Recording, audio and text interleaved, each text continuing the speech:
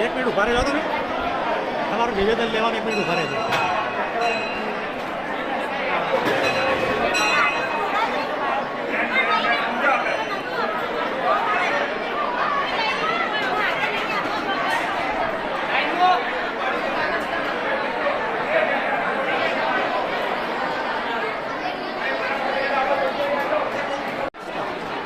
મારું નામ હસમુખ પરમાર, ગામ ઉનાવા નો વતની, હાલમાં અમદાવાદ ચાંદખેડા શામ સત્ય બંગલોમાં રહું છું।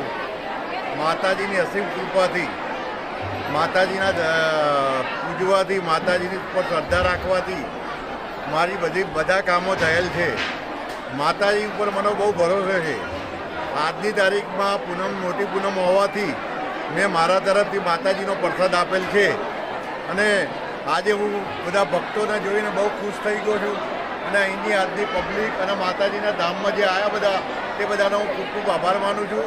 ભગવાન બધાની, માતાજી બધાનું સારું કરે, માતાજી બધાના ઘેર લીલા લહેર કરે એવી હું આશા રાખું છું અને સમગ્ર સમાજને હું એક દેલી આપું છું કે ભગવાન ના પૂજનારા માતાજી સાક્ષાત છે।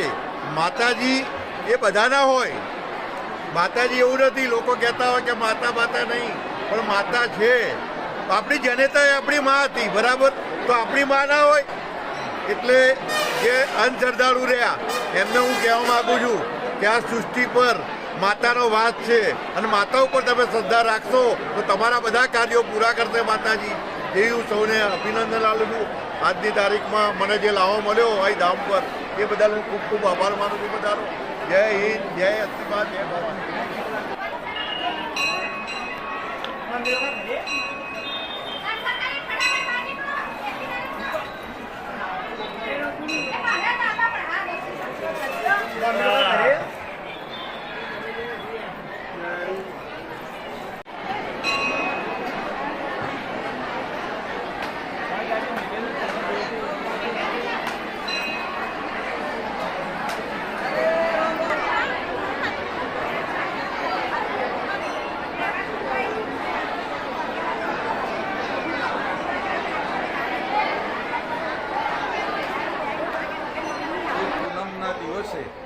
માતાજીની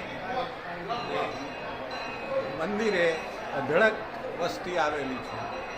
માતાજીના 3 રથો જુદા જુદા સ્થળેથી માતાજીના મંદિરના પ્રાંગણમાં આવેલ છે। આપણે શું વ્યવસ્થા કરી સાહેબ? આપણે શું વ્યવસ્થા કરી? હા, આપણે એમના માટે જમવાની વ્યવસ્થા, ઠંડા પાણીની વ્યવસ્થા, ચાની વ્યવસ્થા, ઉપવાસી માટે ખીરની વ્યવસ્થા તથા જમ્યા પછી ઠંડી છાશની વ્યવસ્થા કરવામાં આવી છે।